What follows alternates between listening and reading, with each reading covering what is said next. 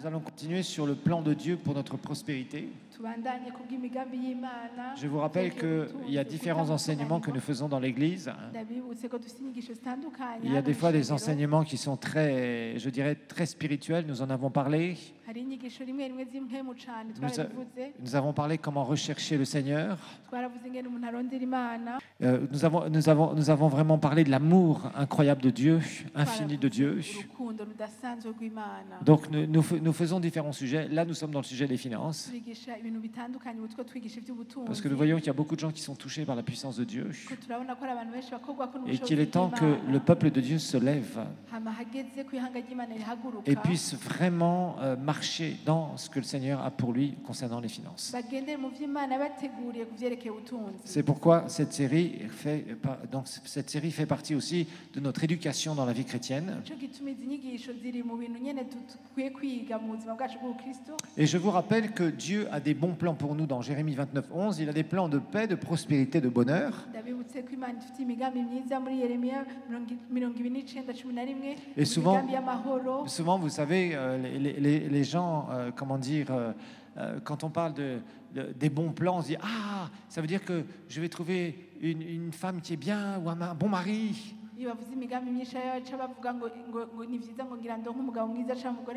Oui, ça fait partie du plan de Dieu pour toi.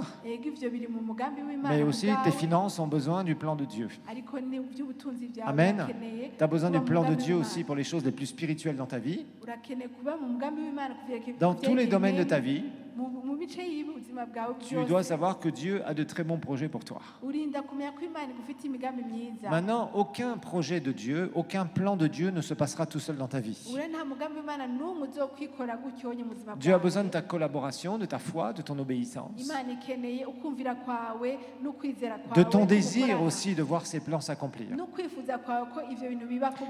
Et nous avions vu Ésaïe 1, verset 19, qui justement nous parle de cela et nous montre que si on a de la bonne volonté, si on est obéissant, alors nous mangerons les meilleures productions du pays. Et ce ne sont pas des choses qui se passent du jour au lendemain. Ça prend du temps et tu dois construire jour après jour. Le problème, c'est que les gens, quand ils ont des problèmes, ils veulent que les choses se résolvent tout de suite. Un petit coup de prière et tout va changer. Non, la prière a son rôle, mais tu as ton rôle. Et tu dois choisir de jouer ton rôle. Alors, nous avons vu que les finances, c'est un outil. Et c'est un outil que tu dois savoir utiliser. Rappelons-nous que les pécheurs font de l'argent pour soit se financer eux-mêmes, c'est-à-dire pour leur propre orgueil,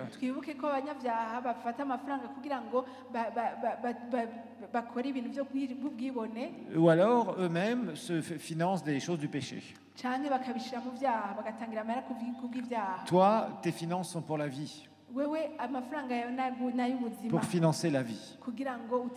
Et ça, tu dois bien le comprendre. Tu dois prospérer pour financer la vie. Rappelle-toi, nous l'avons vu, nous appartenons au Seigneur. Tout ce que tu as appartient au Seigneur.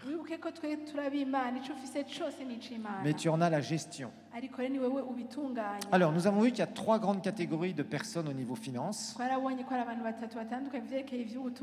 La première, c'est les gens pauvres. Alors, on a vu que vraiment, le pauvre, lui, il souffre. Il est dominé, nous l'avons vu dans les Proverbes. Il est humilié. Il est constamment écrasé, oppressé. Et la pauvreté n'est pas la volonté de Dieu pour l'être humain. Donc tout ce qui n'est pas la volonté de Dieu doit et peut changer dans ta vie. Maintenant, tu vas faire un choix. Et la Bible est claire. Nous pouvons être trouvés pauvres, mais rester pauvre, c'est ta responsabilité et ma responsabilité. Si tu restes dans cet état. Des fois, on est trouvé tel qu'on est dans le Seigneur. Tu peux être trouvé pauvre parce que tes parents étaient pauvres, parce que tu as connu que la pauvreté dans toute ta vie, même tes grands-parents, tu viens de générations de pauvres. Et ça, tu dois choisir de le changer. Et ça va être justement au travers d'enseignements, au travers d'application de la parole de Dieu, que tu vas pouvoir changer ces choses dans ta vie. Alors, il y a différents sous-groupes dans ces groupes-là, c'est-à-dire il y a des extrêmement pauvres, des moyennement pauvres, des pauvres. Alors, ensuite, le deuxième type de personnes qu'on a vu au niveau finance, c'est les gens qui sont pourvus. Et on a vu que les gens qui sont pourvus, eux, tout ce qui rentre, ça sort. Donc ça va, quand tu lui poses la question comment ça va, il dit ça va, je suis bien.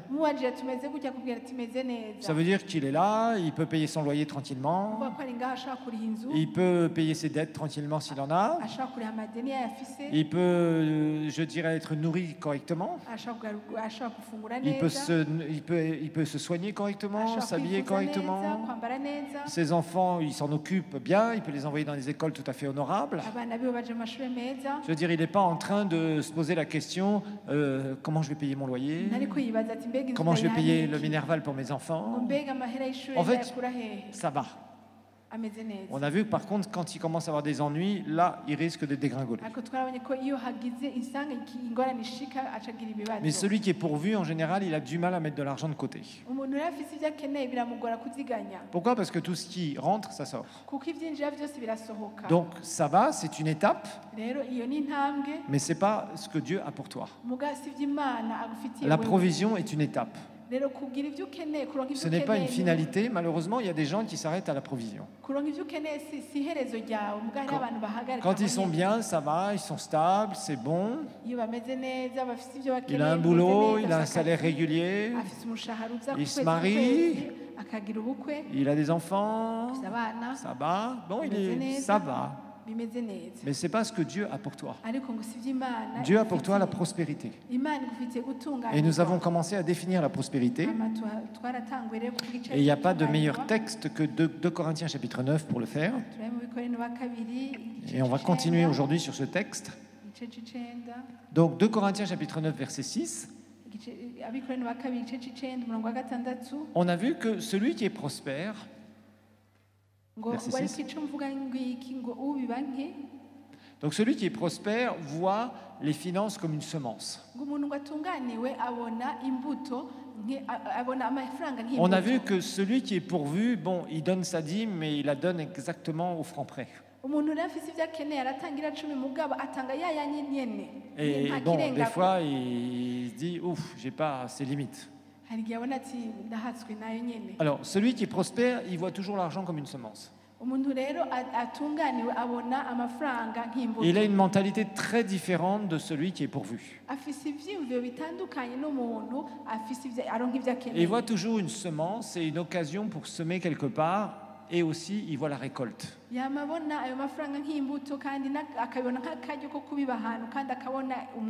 veut dire qu'il a une mentalité d'investissement et d'investisseur. Vous savez, il y a beaucoup de gens, et on a fait vraiment cette différence entre quelqu'un qui est riche et quelqu'un qui est prospère. Quelqu'un qui est prospère, bien sûr, est riche. Mais quelqu'un qui est riche n'est pas forcément prospère. La prospérité, c'est ce que tu as à l'intérieur. Ce qui se manifeste à l'extérieur. Je vous ai montré différentes personnes qui devenaient très riches soudainement. Je vous ai montré, par exemple, certains footballeurs européens qui jouent dans les équipes européennes, par exemple. J'ai pris cet exemple-là parce que je sais que certains vous êtes des fans de football. Et franchement, on voit que, par exemple, il y a un certain nombre d'entre eux, ils venaient par exemple de pays pauvres, d'Amérique du Sud, d'Afrique, ils étaient des gens de quartier, par exemple.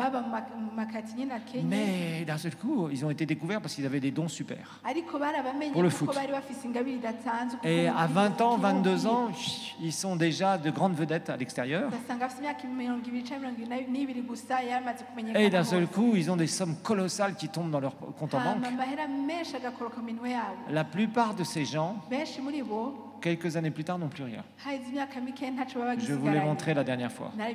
Je vous ai montré les acteurs, je vous ai montré les chanteurs du monde. Ils sont riches à un moment, mais ils ne sont pas prospères. Des acteurs, certains, vous les avez vus jouer dans je ne sais combien de films. Ils ont gagné des fortunes et aujourd'hui ils sont ruinés. Ça veut dire qu'ils ne sont pas prospères. Ils étaient riches et la richesse et la prospérité parfois sont deux choses différentes.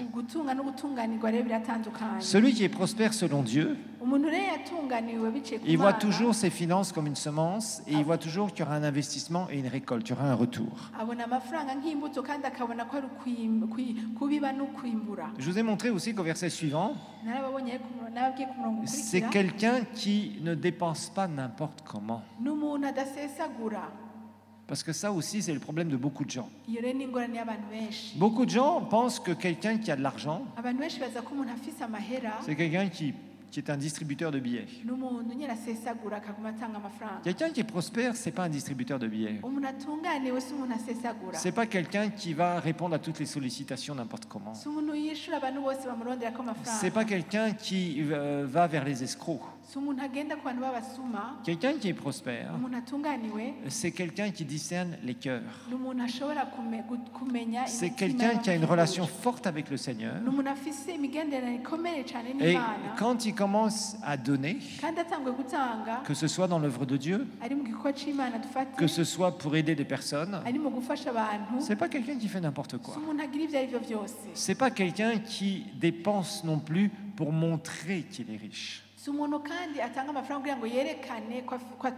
Souvent, vous voyez, on voit ces jeunes qui ont de l'argent, qui ont à peine 30 ans, ils pensent à s'acheter des grosses bagnoles qui valent des fortunes.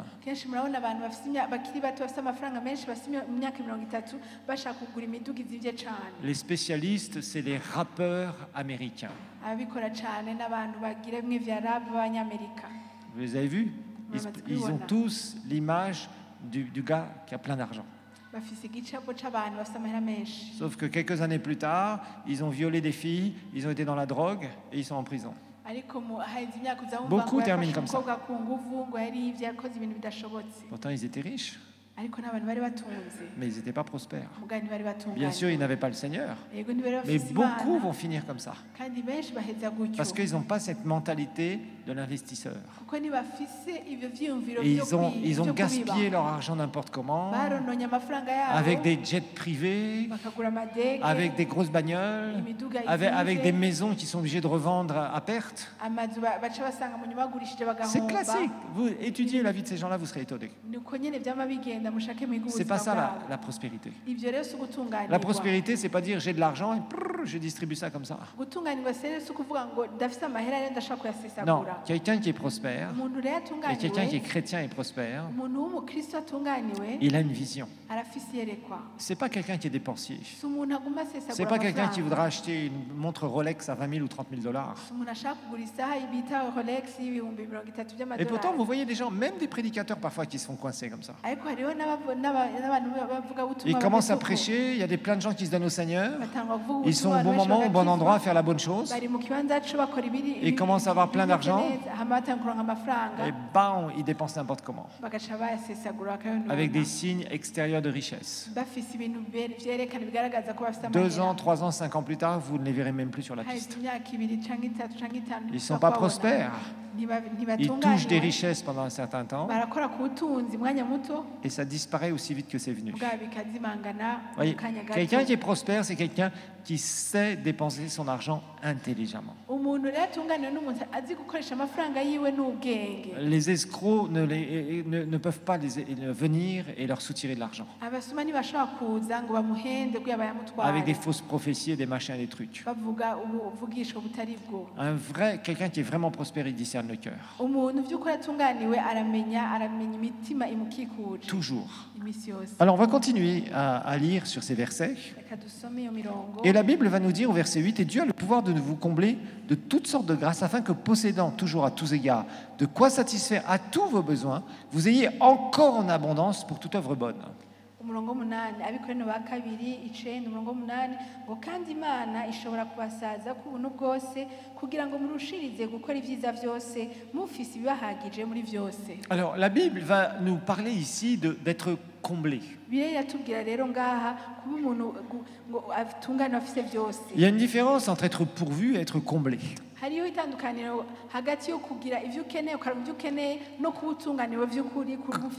Comme je vous le disais précédemment, être pourvu, c'est tu as un besoin et bon, c'est bon, il y a ce qu'il faut. Être comblé, c'est que ça déborde. Celui qui est prospère, il est comblé. Il attire l'argent. Il ne cesse pas de croître dans ses finances. Celui qui est prospère, il ne cesse pas de croître dans ses finances. C'est quelqu'un qui ne s'arrête pas de produire davantage. Oui, c'est ça qui fait la différence souvent avec des riches qui ne sont pas prospères. Certains riches qui ne sont pas prospères ont de l'argent à un certain moment,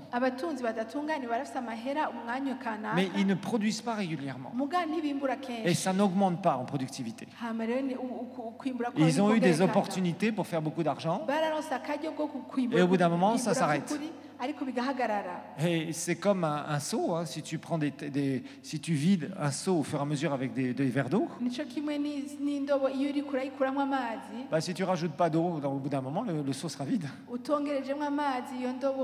C'est pas compliqué. Mais souvent, l'argent fait tourner la tête des gens.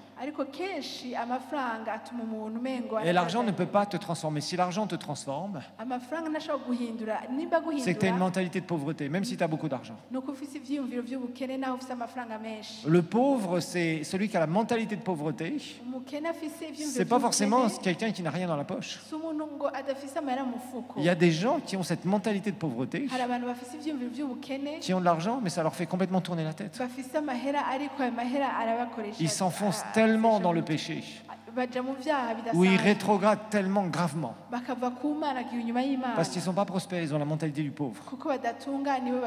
Ils font n'importe quoi. Et il y a beaucoup de gens comme ça. C'est pourquoi, frères et sœurs, en tant qu'Église de Dieu, nous devons poser des bonnes valeurs en nous. Donc celui qui est prospère, il aura toujours tout ce qu'il lui faut. Dans ses besoins, il est pourvu. Il ne réfléchit pas, il ne se pose jamais la question, est-ce que j'ai de l'argent pour payer ça ou ça? Non. Lui, il sait qu'il a de l'argent en abondance. La prospérité, c'est d'avoir beaucoup plus qui entre que ce qui ne sort.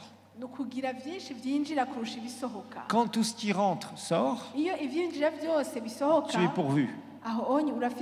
Quand tu commences à avoir un différentiel positif de ce qui rentre par rapport à ce qui sort, tu commences à être prospère. Mais là aussi, il y a quelque chose que je déplore parmi certains chrétiens. Parce que Dieu nous parle d'abondance, nous parle toujours de progression. Prospérer, c'est toujours avancer. C'est toujours aller plus loin. Prospérer n'est pas atteindre un certain niveau et s'en arrêter là. Et malheureusement, il y a beaucoup de chrétiens qui raisonnent comme ça. Ils sont là, ils n'avaient rien au départ, ils se donnent au Seigneur. Il y a beaucoup de témoignages comme ça que vous aurez. Quand je me suis donné à Jésus, j'avais rien, c'était la catastrophe. Et puis, j'ai donné ma vie à Jésus, j'ai entendu des enseignements, j'ai eu les enseignements de Wafo, j'ai eu les enseignements à l'église ici, j'ai eu d'autres enseignements d'hommes de Dieu. J'ai saisi quelque chose. J'ai commencé à motiver ma foi, à produire. Ma vie financière a changé. Et je suis bien. J'ai des maisons. Bon, ça va, j'ai tout ce qu'il faut. Mes enfants ont terminé leur éducation. Mais finalement, c'est comme une montagne. Une montagne, vous savez, c'est rare que ça a un seul sommet. Un seul sommet. Sommet en Kirundi.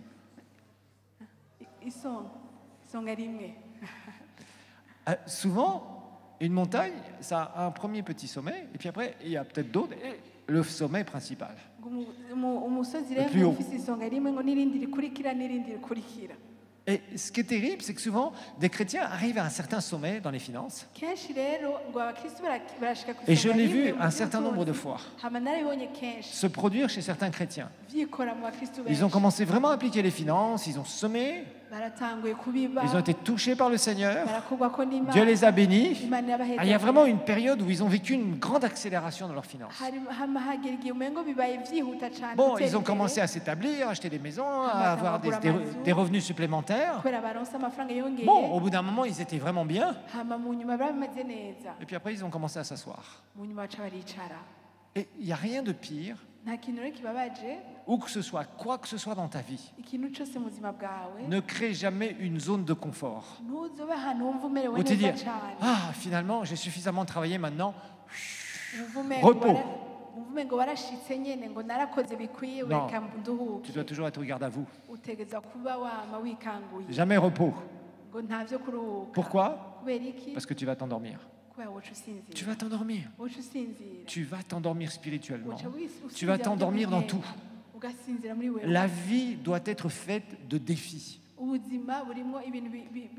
Tu as réussi à aller à cette hauteur-là. Est-ce que c'est ce que le Seigneur a pour toi? C'est fini? Non, pas du tout. Dieu te demande d'aller plus haut. Et quand tu seras plus haut, Dieu te demandera d'aller encore plus haut. Dieu est le Dieu de l'infini, donc tu ne toucheras jamais l'infini. Dieu ne te demande pas de t'arrêter là où tu es bien. Pourquoi? Mais c'est très simple. Parce que sinon, tu ne comprends pas pourquoi tu as ces dons pour créer de l'argent. Et il y en a certains ici, vous êtes vraiment doués pour le business, pour différents trucs. Mais pourquoi tu t'arrêtes en route? Pourquoi est-ce que tu n'as pas une vision d'aller encore plus loin? Pasteur, j'ai travaillé dur, tu sais, je suis bien arrivé, ça va. Les enfants, ils sont bien, j'ai pu les mettre dans les bonnes universités. Ils ont des boulots maintenant. Et alors, c'est tout? Tu t'en arrêtes là. Mais tu n'as rien compris au royaume de Dieu. Finalement, quand on réfléchit, tu t'es dit, bon, j'étais dans la galère au début, j'ai reçu le Seigneur, Dieu m'a béni, j'ai un témoignage où Dieu m'a bien béni. Bon, ton témoignage vieillit maintenant, il devient vieux. Il devient vieux ton témoignage. Parce que depuis 10 ans, tu racontes à peu près la même chose où Dieu t'a mis. Oui, c'est bien, mais ça fait 10 ans maintenant. Et depuis 10 ans, tu dors. Non, continue à vouloir créer des finances. Et comprends qu'après, il va y avoir quelque chose qui va se passer pour ton éternité. La Bible dit que vous ayez de quoi satisfaire à tous vos besoins. Si tu as atteint tes objectifs par rapport à ce que tu voulais pour ta famille, c'est bien. C'est très bien, mais alors tu utilises l'évangile seulement pour toi et ta famille. Tu ne penses pas à l'éternité là. Tu ne penses pas aux âmes sauvées, aux âmes qui sont perdues. Tu ne penses pas à tous ceux qui ont besoin qu'on leur prêche l'évangile. Pourquoi est-ce que tu t'es arrêté en chemin? Comme disait Paul, vous couriez si bien, pourquoi vous êtes arrêté? La Bible nous dit que vous ayez encore en abondance pour toute bonne œuvre. Quelqu'un qui a la mentalité de prospérité, il veut faire des bonnes œuvres. Et je vais vous dire ça, parce que là, d'un seul coup, on entend religion. Attendez.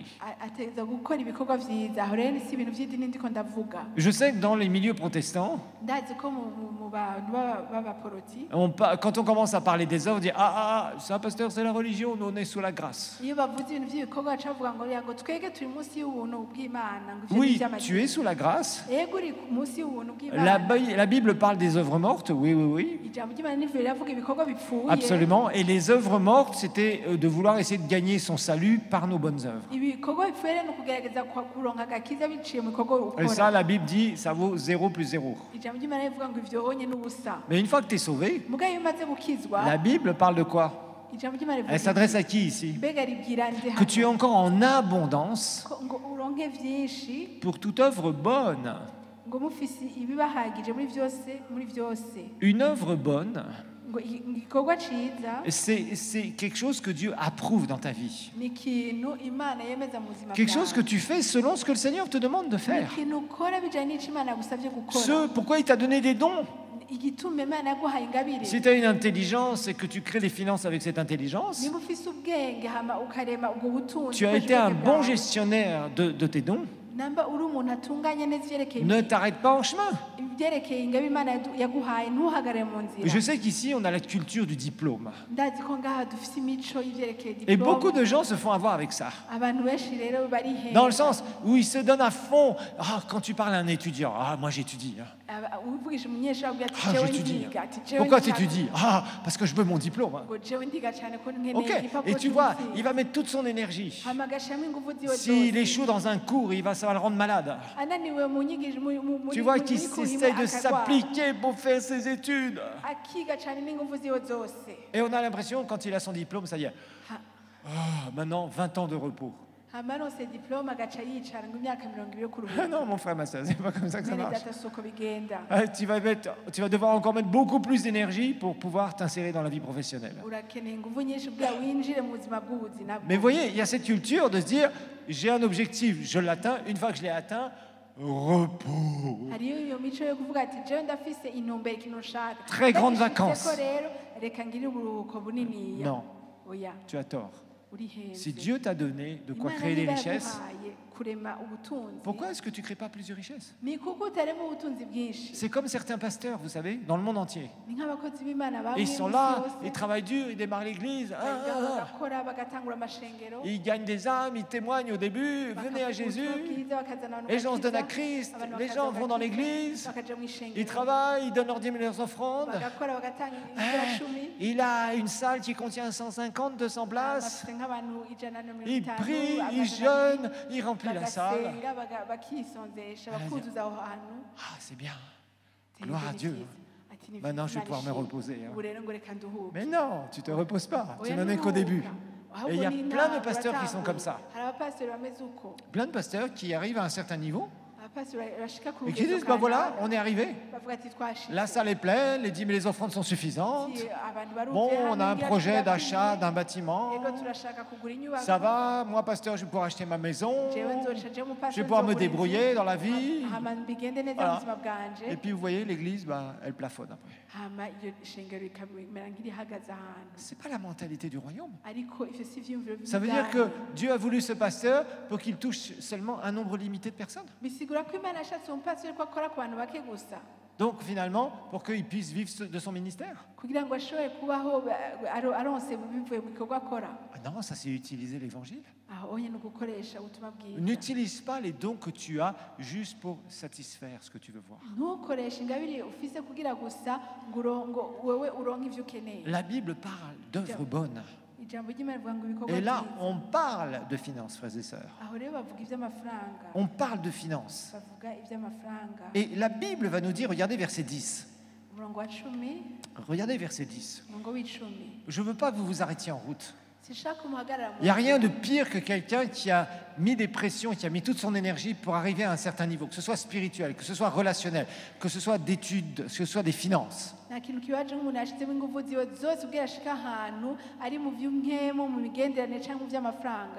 Que ce soit dans un but qu'il voulait obtenir. Et après de se dire, voilà, je suis arrivé.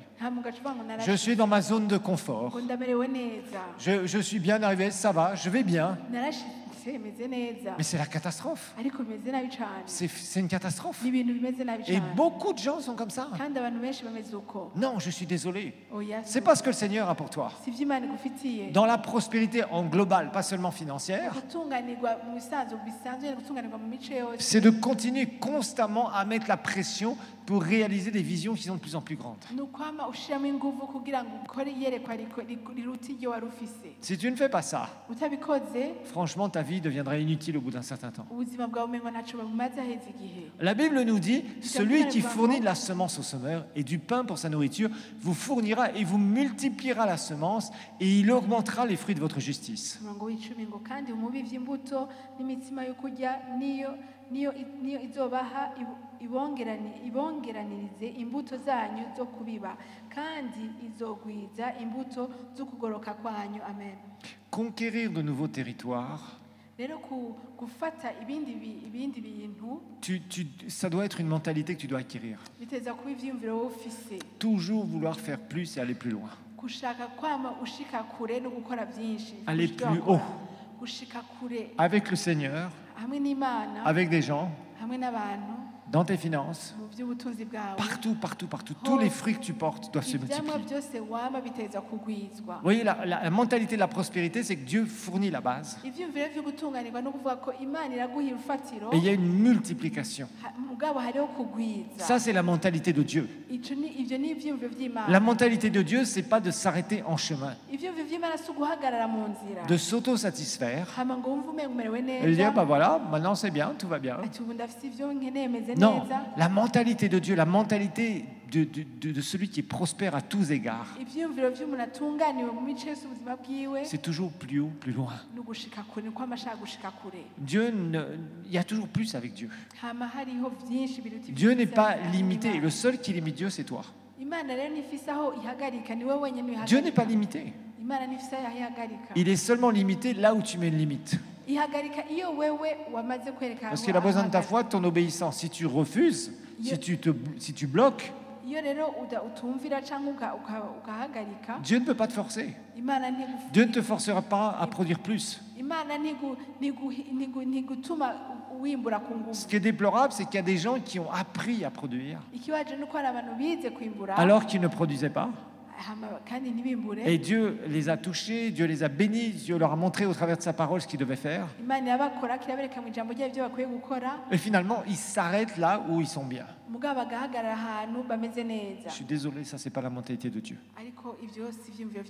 Le Saint-Esprit parcourt la terre entière pour chercher toujours qui va ouvrir son cœur pour qu'il puisse mettre des convictions de péché, de justice et de jugement pour le sauver.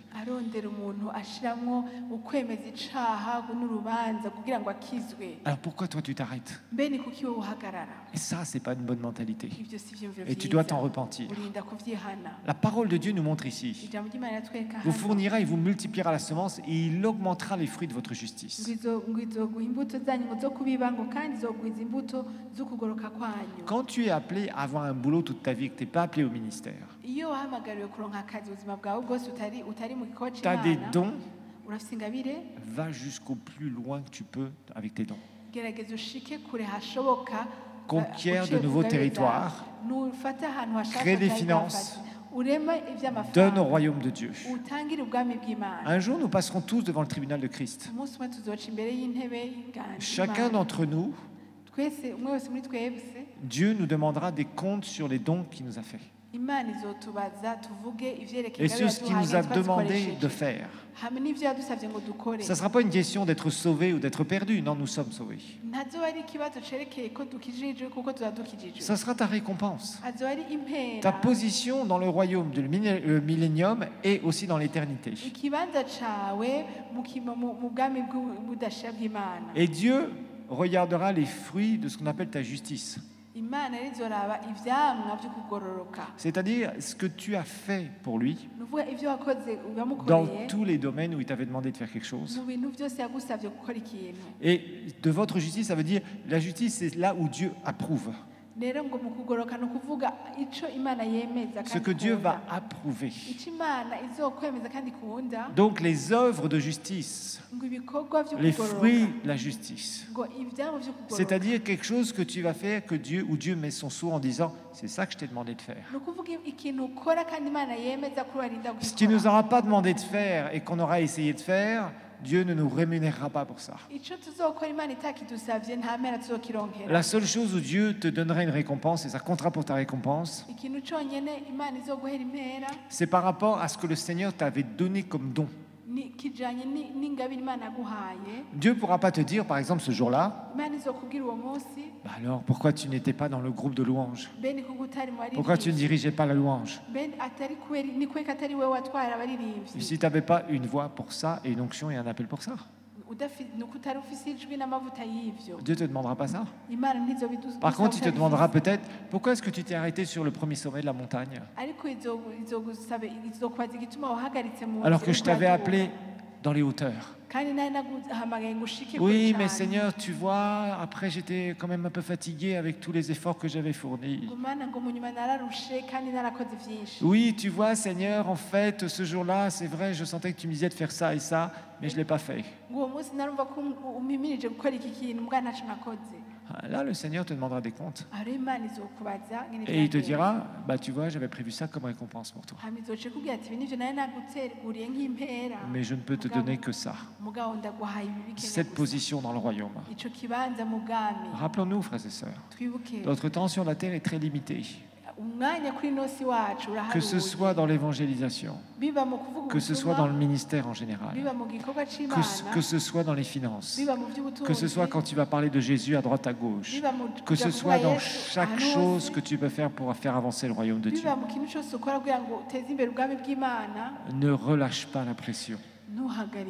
Ne relâche pas la pression. Et certains, financièrement, Dieu vous appelle à beaucoup plus et vous le savez. Mais pourquoi est-ce que tu t'es arrêté au premier sommet?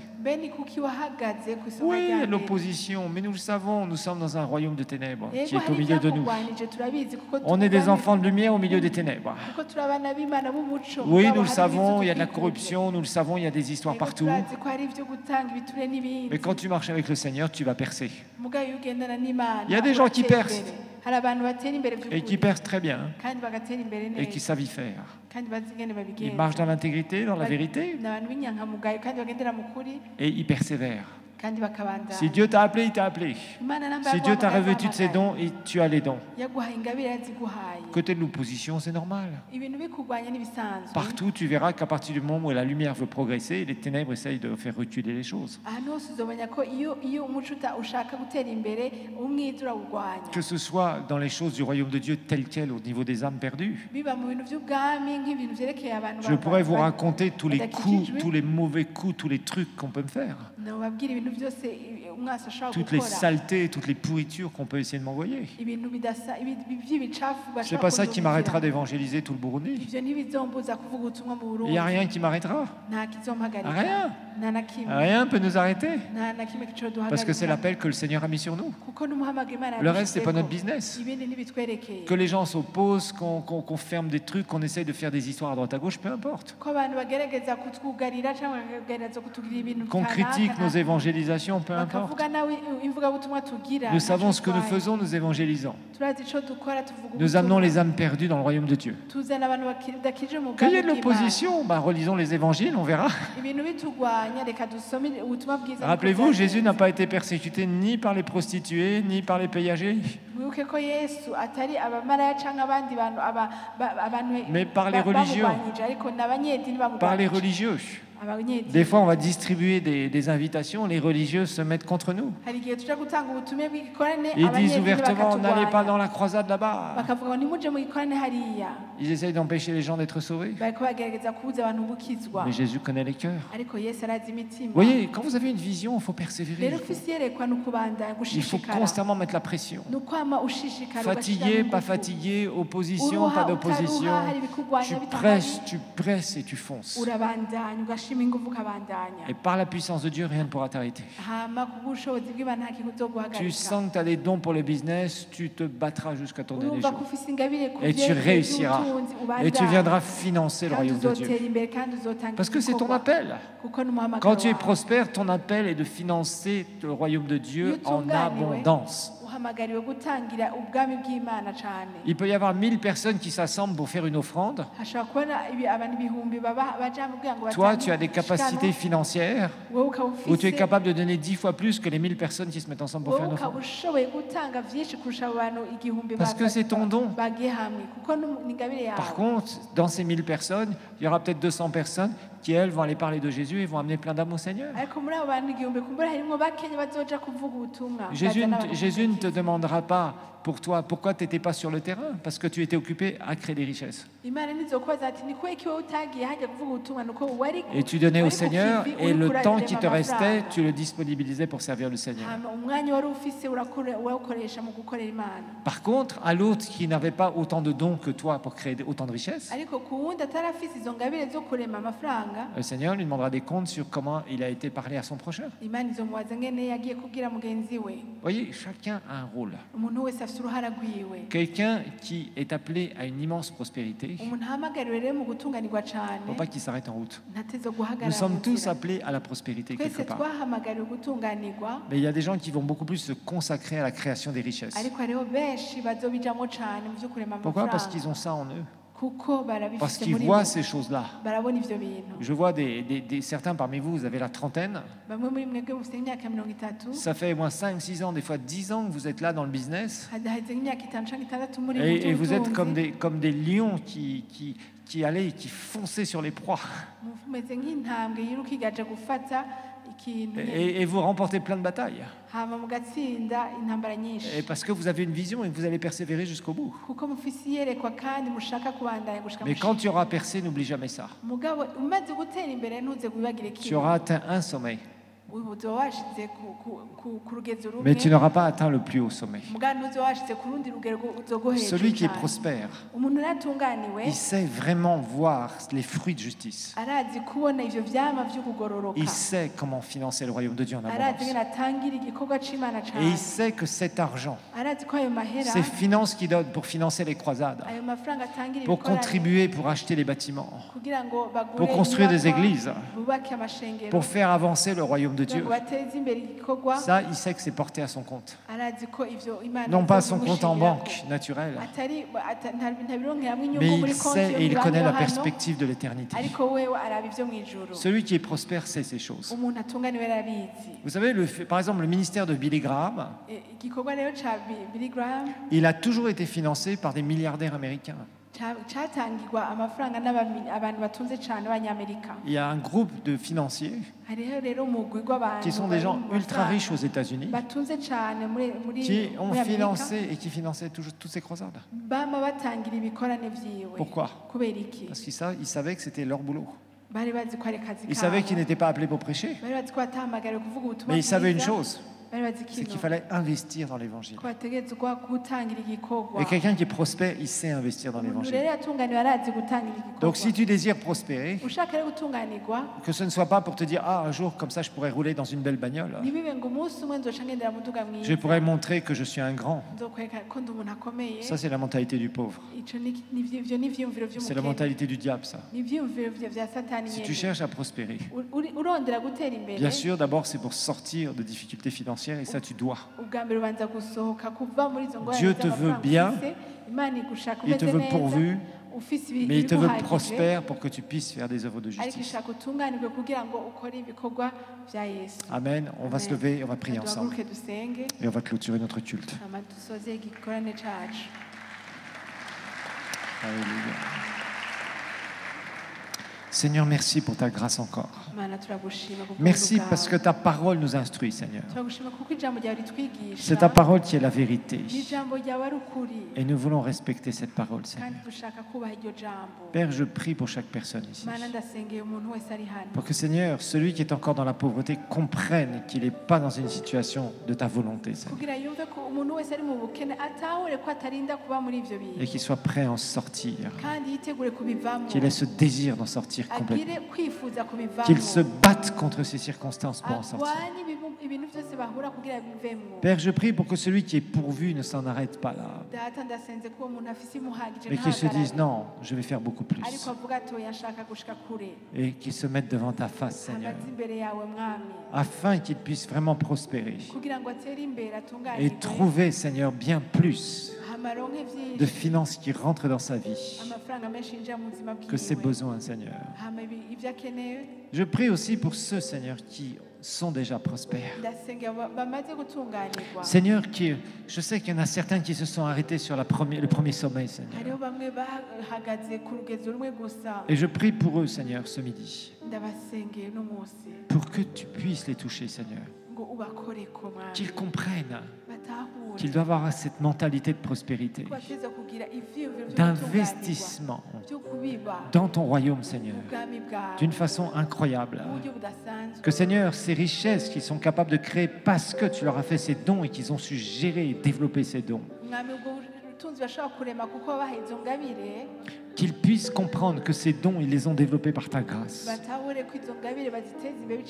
et qu'il y a toujours d'autres hauteurs à atteindre. Je prie pour chaque personne ici, Seigneur, pour qu'il ne pense pas, Seigneur, qu'il est arrivé déjà à quelque chose, mais qu'il soit toujours en recherche de nouveaux territoires, d'aller plus haut, d'aller plus loin, de vouloir te glorifier davantage, Seigneur. Que s'il est prospère financièrement, qu'il désire être ultra prospère et, Seigneur, financer bien plus ton royaume, parce qu'avec des dons différents, Seigneur. Et, Seigneur, tu es bon, tu es grand, tu es merveilleux, Seigneur, et tu veux que nous apprenions, Seigneur, à prospérer davantage. C'est ton désir. Tu veux nous faire avancer.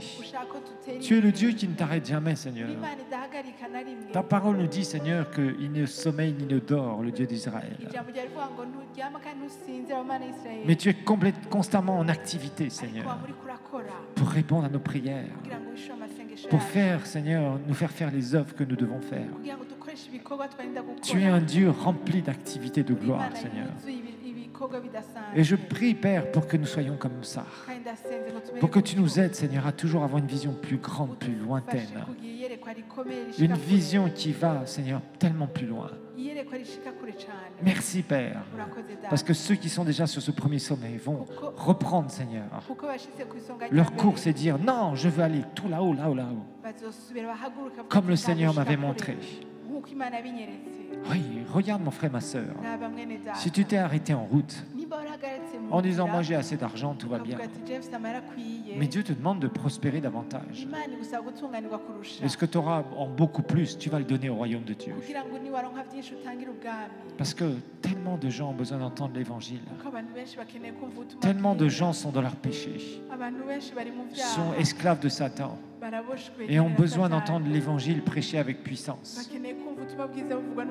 Ils ont besoin de voir Dieu agir et être transformé par la puissance du Saint-Esprit. Oui, comprends, prends conscience de cela, afin de ne pas t'arrêter en chemin comme tu t'es arrêté. Et demande pardon au Seigneur de t'être arrêté comme ça. Reprends ta course. Reprends de l'énergie divine ce matin. Reprends de l'énergie divine ce matin. Et reprends ta course en disant non, je vais atteindre ce sommet que j'avais prévu au départ. Je ne vais pas me contenter de rester là où je suis, mais je vais aller plus haut, plus loin avec le Seigneur. Merci, Père, de toucher ces personnes-là. Merci pour ta grâce, Seigneur, qui est une grâce agissante au milieu de nous, Seigneur. Pour encore plus d'informations sur les activités de l'Église El Shaddai, rendez-vous sur notre page Facebook Église El Shaddai de Bujumbura et interagissez sur des programmes mis en ligne en les partageant avec vos amis. Et n'hésitez pas à cliquer sur J'aime. Visitez aussi notre chaîne YouTube Église El Shaddai de Bujumbura, où vous pourrez télécharger gratuitement les enseignements et les prédications que vous aurez aimés. N'hésitez pas non plus à visiter notre site web www.ministère-elshaddai.com.